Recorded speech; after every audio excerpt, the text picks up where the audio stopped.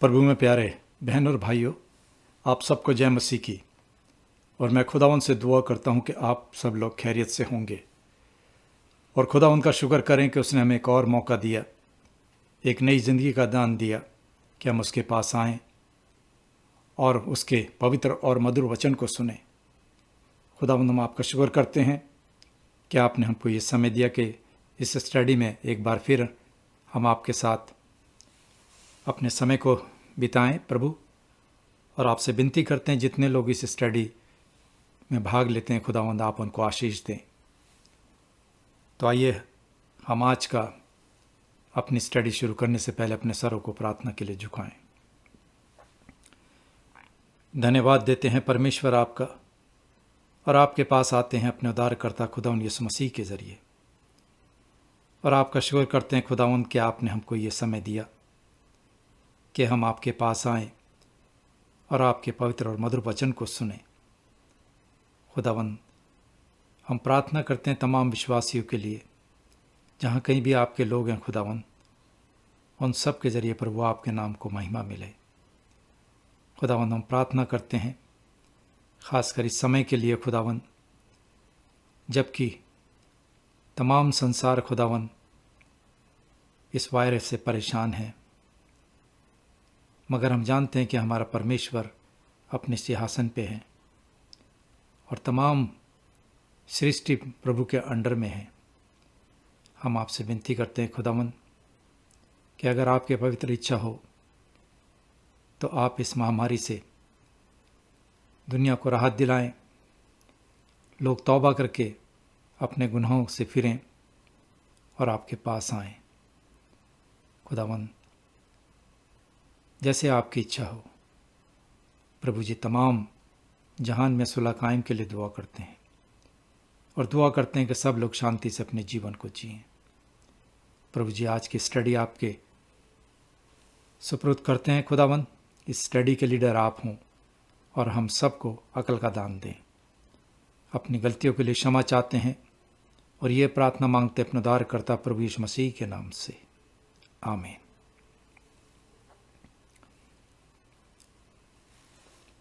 बहन और भाइयों, आज का जो स्टडी का जो मैंने पार्ट लिया है वो है कुलुस्सियों के नाम पौलुस प्रेरित की पत्री, उसका 3 अध्याय और उसकी 5 आयत से 10 आयत तक। The scripture reading is taken Paul letter to Colossians chapter 3 beginning from verse 5 to 10।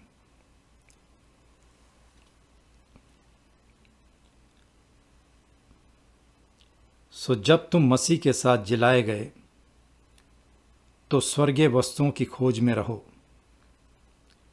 जहाँ मसीह वर्तमान है और परमेश्वर के दाहिनी ओर बैठा है। पृथ्वी पर की नहीं परंतु स्वर्गीय वस्तुओं पर ध्यान लगाओ, क्योंकि तुम तो मर गए और तुम्हारा जीवन मसीह के साथ परमेश्वर में छिपा हुआ है।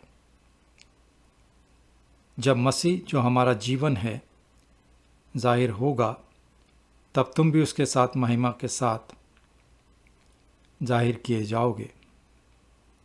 इसलिए अपने उन अंगों को मार डालो जो पृथ्वी पर है, यानी व्यभिचार, अशुद्धता, दुष्कामना, बुरी लालसा और लोभ, जो मूर्ति पूजा के बराबर है। इन्हीं के कारण परमेश्वर का प्रकोप आज्ञा न मानने वालों पर पड़ता है। और तुम भी जब इन बुराइयों में जीवन बिताते थे तो इन्हीं के अनुसार चलते थे, पर अब तुम भी इन सब को, यानी क्रोध, रोष, बैरभाव, निंदा और मुंह से गालियां बकना, ये सब बातें छोड़ दो। एक दूसरे से झूठ मत बोलो, क्योंकि तुमने पुराने मनुष्य तब को उसके कामों समेत उतार डाला है और जो नए मनुष्य तब को पहन लिया है, जो अपने सृजनहार के स्वरूप के अनुसार ज्ञान प्राप्त करने के लिए नया बनाता जाता है। ये खुदावंद का कलाम है। खुदावंद का शुक्र हो। जैसे कि मैंने अभी आपके सामने आज का वचन पढ़ा, और आज की स्टडी का जो हमारा टाइटल है वो भी कुलूसियों का नाम पौलुस प्रेरित की पत्री उसके 3 अध्याय पर आधारित है कि अपनी पुरानी ज़िंदगी छोड़कर, पुराने जो हमारे अंदर ऐब थे उनको छोड़कर नए मनुष्य तब को पहनना, पुराने आदतों को छोड़ के नए रास्ते पे चलना। तो ये काम कब होता है? जब हम पश्चाताप करते हैं, अपने गुनाहों का इकरार करते हैं और परमेश्वर से प्रार्थना करते हैं नए जीवन के लिए, नए जीवन में प्रवेश करने के लिए, पुरानी आदतों को छोड़कर परमेश्वर के बताए हुए रास्ते पे चलने के लिए। तो आज का जो टाइटल है हमारा लॉर्ड्स डे 33, प्रभु का दिन 33, और उसमें हम आज देखेंगे कि पश्चाताप अच्छे कामों की तरफ ले जाता है। पश्चाताप अच्छे कामों की तरफ ले जाता है। Repentance leads to good works. तो प्रभु में प्यारे बहन और भाइयों, एक बार फिर आप सबको जय मसीह की। मुक्ति के लिए परिवर्तन यानी बदलाव बहुत ज़रूरी है। सैल्वेशन के लिए, मुक्ति के लिए हमारे जीवन में परिवर्तन या बदलाव बहुत ही आवश्यक है। परिवर्तन या वास्तविक रियल पश्चाताप में एक मौलिक परिवर्तन शामिल है। मैं आपके सामने एक उदाहरण देता हूँ। उदाहरण के लिए ये एक ऐसा है जैसे गलत दिशा में सड़क पर गाड़ी चलाने जैसा, लेकिन तब हमको इसका एहसास होता है और हम मुड़कर सही दिशा में चले जाते हैं। यानी अगर दक्षिण की ओर जाने के बजाय अब हम उत्तर की ओर अपने रास्ते को चलते हैं। और यही बदलाव, यही परिवर्तन कन्वर्जन है। इसको रूपांतरण भी कहते हैं। इंसान स्वभाव से अपने अपराधों और पापों में मरा हुआ पैदा होता है। हम गलत दिशा में जा रहे हैं। हमें पूरे परिवर्तन की ज़रूरत है, आवश्यकता है। हमें सही दिशा में जाने के लिए जीवन परिवर्तन की ज़रूरत है, और ये बेशकीमत परिवर्तन है, अमूल परिवर्तन है। और इस बदलाव या परिवर्तन में एक सच्चा पश्चाताप शामिल है, ए ट्रू रिपेंटेंस। हमारा आज के सवाल 88 से लेकर 90 तक, 88 से लेकर 90 तक प्रश्न उत्तर इस परिवर्तन पर ही आधारित है। और इस परिवर्तन के 2 भाग हैं।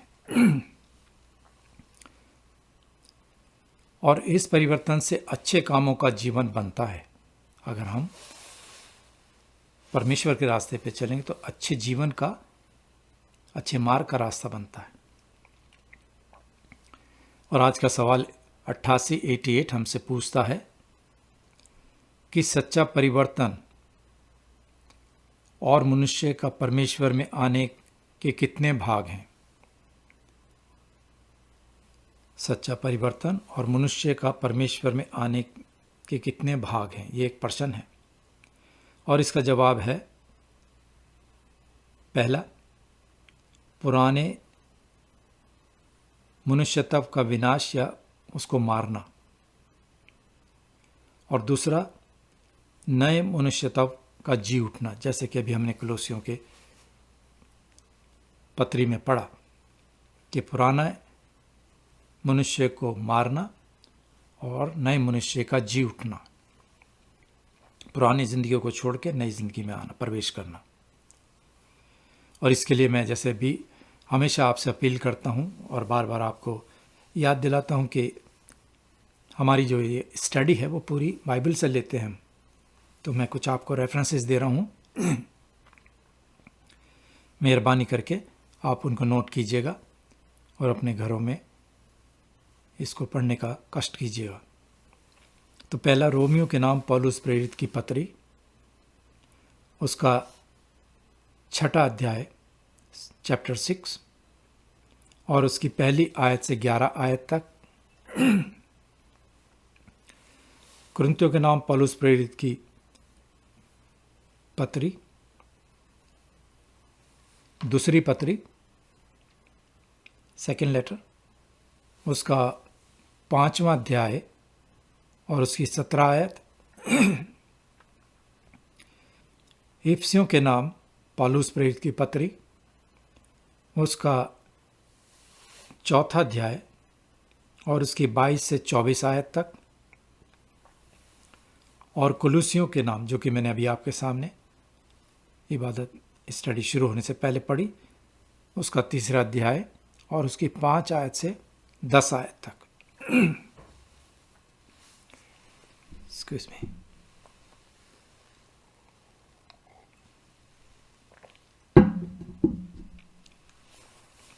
और यही कारण है, यही वजह है कि पौलुस प्रेरित ने कुलोसों की कलीसिया, वहाँ के विश्वासियों से वो ये बात कहते हैं और वो आयत 9 और 10 में ये हिदायत देते हैं कि एक दूसरे से झूठ मत बोलो, क्योंकि तुमने पुराने मनुष्यत्व को उसके कामों समेत उतार डाला है और नए मनुष्यत्व को पहन लिया है, जो अपने सृजनहार के स्वरूप के अनुसार ज्ञान प्राप्त करने के लिए नया बनता जाता है। अजीजों,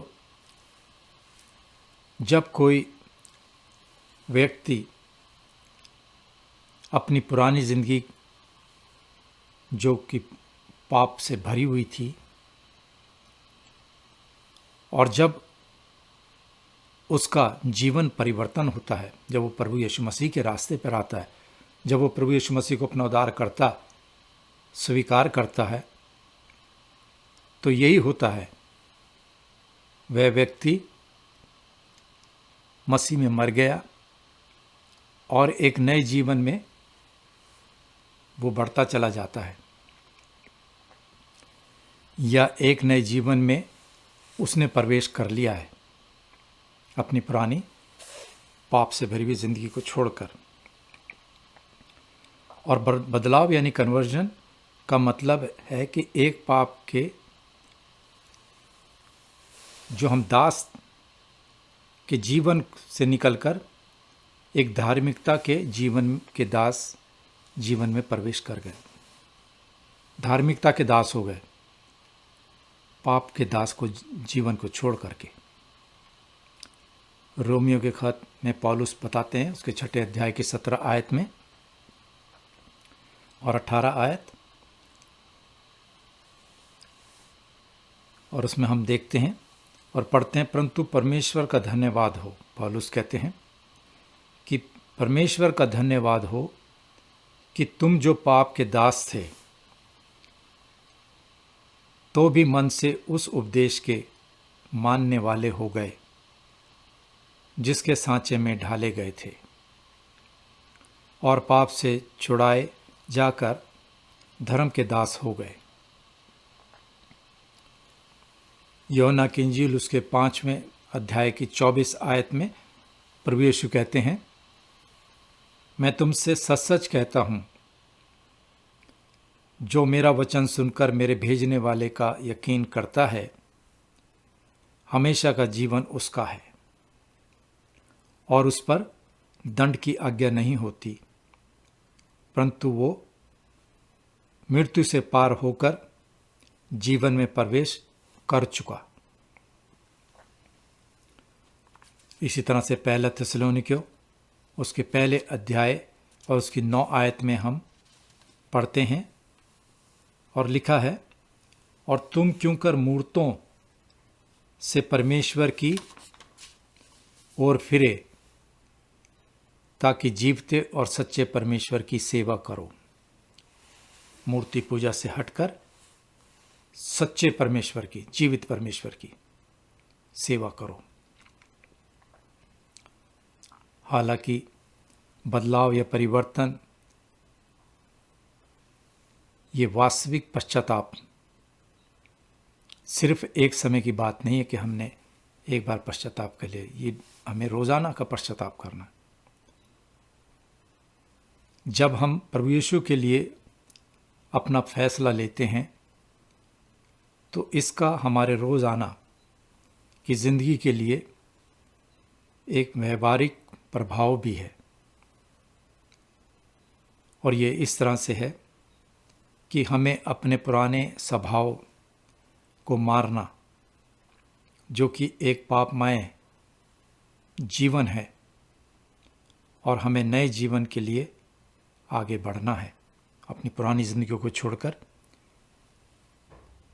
परमेश्वर की बताए हुए रास्ते पे चलना है, एक नया आदमी बनना है। हम में मसीह की आत्मा है।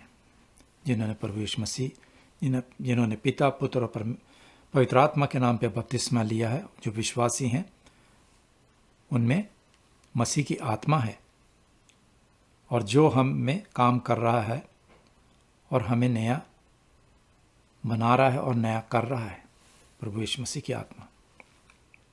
इसलिए प्रेरित पौलुस भी कोलोसियों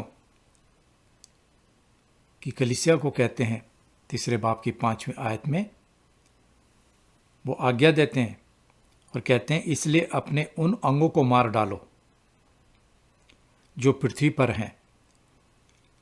और फिर वो गिनाते हैं कि क्या क्या है उन अंगों को, कौन कौन से अंगों को हमें मारना है। व्यभिचार, अशुद्धता, दुष्कामना, बुरी लालसा, लोभ, जो कि मूर्ति पूजा के बराबर है। तो इन बातों को हमें तर्क करना, छोड़ना है। अजीजों, ये हमारी जिम्मेदारी है कि हम ऐसे काम को प्रभु यीशु की आत्मा के काम के द्वारा उतार दें। हम में कोई शक्ति नहीं है, मगर प्रभु यीशु मसीह हमारे को इसमें मदद करते हैं। पवित्र आत्मा हमारी सहायता करती है ताकि हम एक नए रास्ते पे चलें। पौलुस प्रेरित 8वीं आयत में कहते हैं, 8 आयत में, पर अब तुम भी इन सब को, यानी और आगे गिनाते हैं, गुस्सा, रोष, बैर भाव, निंदा और मुंह से गालियां बकना, ये सब बातें छोड़ दो। बहन और भाइयों, ये एक मसीह के लिए ये बातें शोभा नहीं देती, इसलिए हमें इन बातों को छोड़ना है। पौलुस कहते हैं कि इन सब बातों को छोड़ दो। हमारा अगला सवाल अब हम आते हैं, जो कि सवाल नंबर 89 है। वो हमसे पूछता है कि पुराने मनुष्यत्व का विनाश यानी मरना क्या है। मैं एक बार फिर सवाल दोहराता हूँ।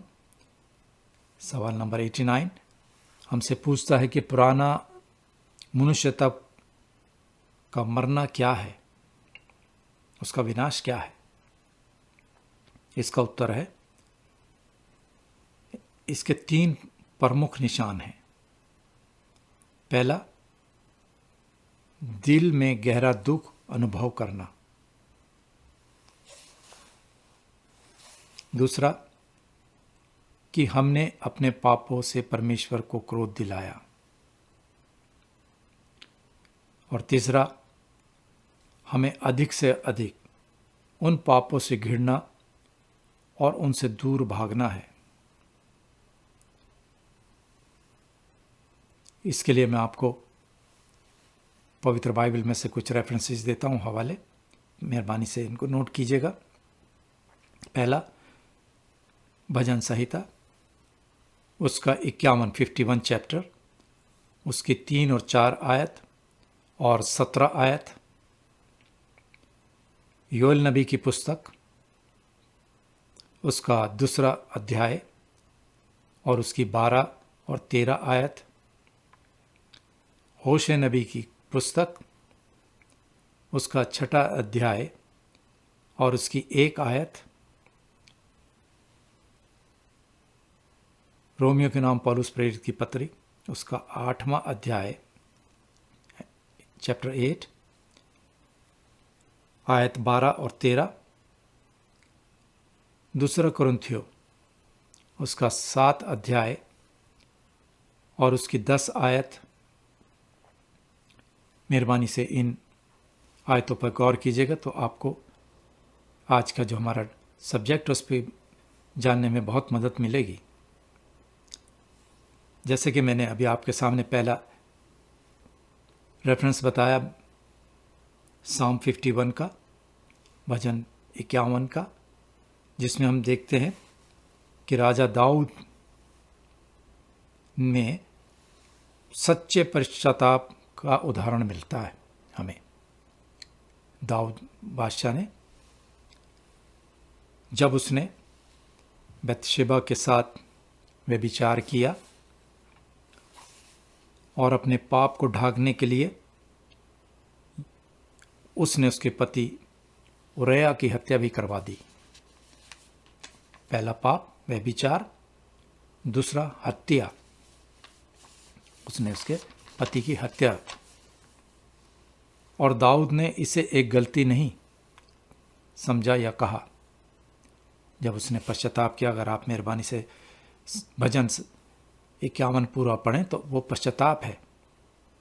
दाऊद ने इसे एक गलती नहीं कहा, जैसा कि आज बहुत से लोग कहते हैं कि जब वो ऐसा काम करते हैं तो कहते हैं हमसे गलती हो गई। नहीं, दाऊद ने गलती नहीं बल्कि उसने पश्चाताप किया। दाऊद ने ये कहते हुए अपने पाप को कम नहीं किया कि बाकी सभी लोग ऐसा कर रहे हैं। उसने ये नहीं समझा कि बाकी लोग ऐसा कर रहे हैं, मैंने कर लिया तो कोई बड़ी बात नहीं। नहीं, उसने अपने पाप को अंगीकार किया, उसको माना।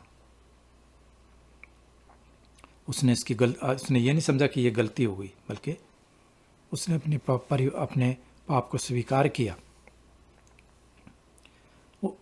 उसने इसे एक बुराई कहा। वह वास्तव में क्षमा चाहता था और उसने परमेश्वर से प्रार्थना की। अगर हम भजन 51 की 4 आयत देखें तो दाऊद कहता है, परमेश्वर से कहता, मैंने केवल तेरे ही विरोध पाप किया है और जो तेरी दृष्टि में बुरा है वही किया है। बहनों और भाइयों, अब हम अपने प्रश्न नंबर 90 पर आते हैं, जो कि हमसे पूछता है कि नए मनुष्य तब यानी नए आदमी का जी उठना क्या है। पुरानी जिंदगी को छोड़ के नई जिंदगी में जब आदमी आता तो उसका क्या मतलब है। इसका उत्तर है, नए मनुष्य का जी उठना ये है कि दिल में मसीह के ज़रिए परमेश्वर में आनंद है और प्रेम और खुशी से सभी अच्छे कामों में परमेश्वर की इच्छा के अनुसार अपने जीवन को जीना है। और वो कैसे? वो इस तरह कि हमें हर समय हर तरह से अच्छे काम करके।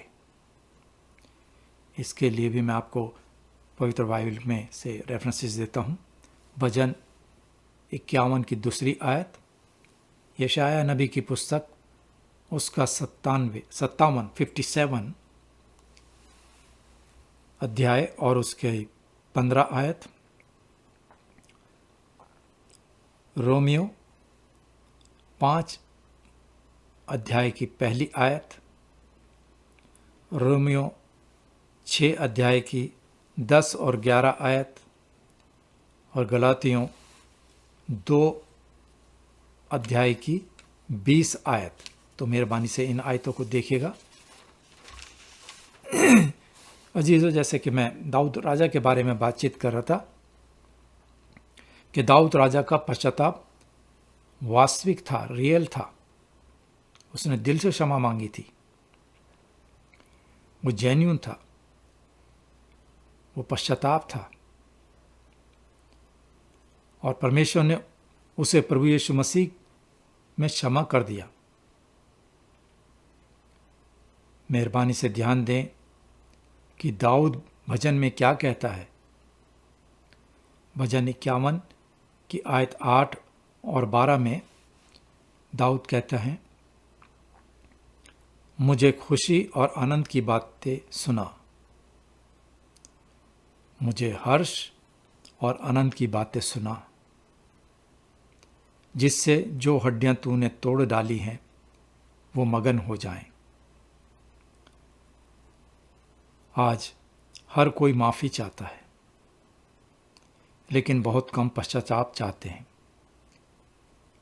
आज हर कोई गलती करने पर माफ़ी मांगता है और चाहता है, मगर बहुत कम लोग हैं जो कि पश्चाताप करते हैं और पश्चाताप चाहते हैं। आज चर्च में हम खुद को परमेश्वर द्वारा माफ़ किए गए सुनने के लिए बड़े उत्सुक रहें, लेकिन फिर भी पाप से दूर नहीं जाना चाहते।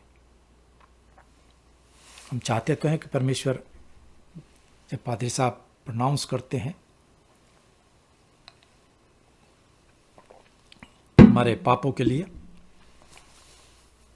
मगर फिर भी हम इनसे दूर नहीं जाते,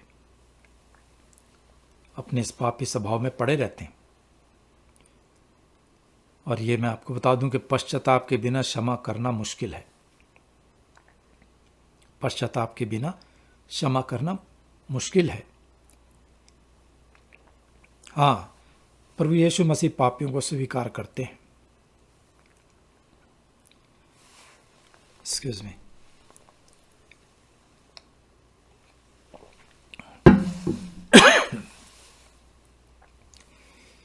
वे पापियों को माफ करते हैं प्रभु यीशु मसीह, अगर हम सच्चे मन से उनके पास आएं।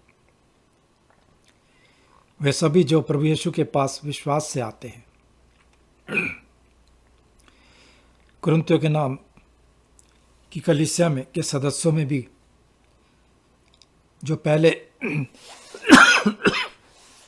व्यभिचार, मूर्ति पूजा, पुरुषगामी,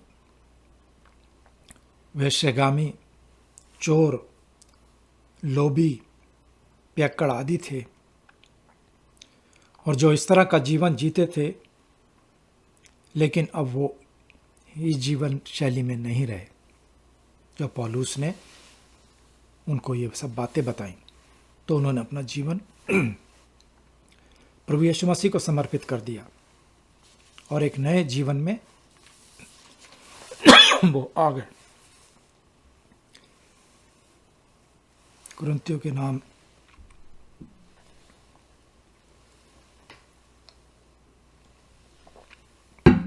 पौलुस प्रेरित की पहली पत्री उसके 6 अध्याय की 9 से 11 आयत में पौलुस प्रेरित कहते हैं, और तुम में से कितने ऐसे ही थे परंतु तुम प्रभु यीशु मसीह के नाम से और हमारे परमेश्वर के आत्मा से धोए गए और पवित्र हुए और धर्मी ठहरे। एक सच्चे विश्वासी को शराबी नहीं होना चाहिए, पियक्कड़ नहीं होना चाहिए, और ना ही व्यभिचारी। प्रभु यीशु में हम इन पापों के लिए मर जाते हैं जो हकीकत में पश्चाताप के लिए जी रहे हैं।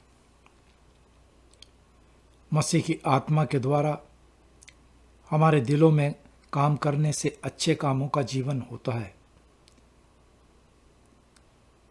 जब हम प्रभु यीशु मसीह की आत्मा के द्वारा काम करते हैं तो हमारे दिलों में काम करने से अच्छे कामों का निर्माण होता है, अच्छे कामों का जीवन शुरू होता है, और यह परमेश्वर की इच्छा के अनुसार जीने के लिए एक प्रेम और खुशी है। अब हम अपने प्रश्न नंबर 91 पर आते हैं, जो हमसे पूछता है कि लेकिन अच्छे काम क्या हैं। ये एक सवाल है कि अच्छे काम हैं क्या। इसका जवाब है सिर्फ वो काम जो परमेश्वर की व्यवस्था यानी कि उसके नियम के अनुसार और उसकी महिमा के लिए सच्चे विश्वास से किए जाते हैं। मैं एक बार फिर इसका उत्तर आपके सामने पढ़ता हूँ कि अच्छे काम क्या है। इसका जवाब है कि सिर्फ वो काम जो परमेश्वर की व्यवस्था यानी नियम के अनुसार और उसकी महिमा के लिए सच्चे विश्वास से किए जाते हैं, परमेश्वर की महिमा के लिए, और वो काम नहीं जो हमारे अपने विचार या मनुष्य की समझ से किए जाते हैं। बाइबल में यूहन्ना की इंजील उसके 15वां बाब की 5 आयत और इब्रानियों के नाम उसके 11 अध्याय की 6 आयत, लेवी व्यवस्था पुराने नियम में 18 अध्याय की 4 आयत, पहला शमूएल 15 अध्याय की 22 आयत, इफिसियों के नाम पौलुस प्रेरित की पत्री उसका 2 अध्याय की 10 आयत, पहला कुरिन्थियों 10 अध्याय की 31 आयत, पुराने नियम में व्यवस्था विवरण पुस्तक उसके 12 अध्याय की 32 आयत, यशायाह नबी की पुस्तक उसके 29 अध्याय की 13 आयत, यजेकल नबी की पुस्तक उसके 20 अध्याय की 18 और 19 आयत, और मत्ती की इंजील उसके 15 अध्याय के 7 से 9 आयत तक। मेहरबानी से आप इनको पढ़िएगा। बहन और भाइयों, अगर हम सड़क पर किसी से रास्ता पूछें तो लोग इसका अलग अलग उत्तर मिलेगा, अलग अलग जवाब देंगे।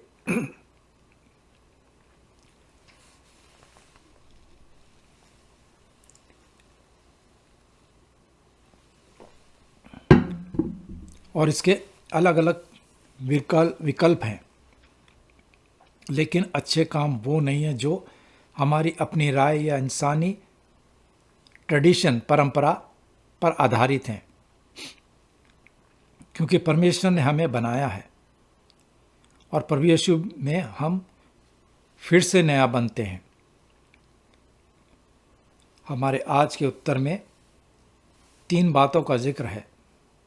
सबसे पहले, अच्छे काम सिर्फ वही होते हैं जो सच्चे विश्वास से किए जाते हैं। इसके लिए रोमियो के पत्री देखें हम, उसका 14 अध्याय और 23 आयत में हम पढ़ते हैं, और जो कुछ विश्वास से नहीं होता वो पाप है। यूहन्ना की इंजील 15 बाब की 5वीं आयत में प्रभु यीशु कहते हैं, मैं दाखलता हूँ, तुम डालियाँ हो। जो मुझ में बना रहता है और मैं उसमें वो बहुत फल लाता है, उसमें बहुत फल फलता है, क्योंकि मुझसे अलग होकर तुम कुछ भी नहीं कर सकते। वाकई परमेश्वर, हम आपके बगैर कुछ नहीं है, हम कुछ नहीं कर सकते। इब्रानियों के पत्री में लिखा है, उसके 11 बाब की 6 आयत में, और विश्वास बिना उसे यानी परमेश्वर को खुश करना अनहोना है, क्योंकि परमेश्वर के पास आने वालों को विश्वास करना चाहिए कि वो है, और अपने खोजने वाले को परमेश्वर प्रतिफल देता है। और दूसरा, अच्छे काम सिर्फ वो हैं जो परमेश्वर के नियम के अनुरूप हैं।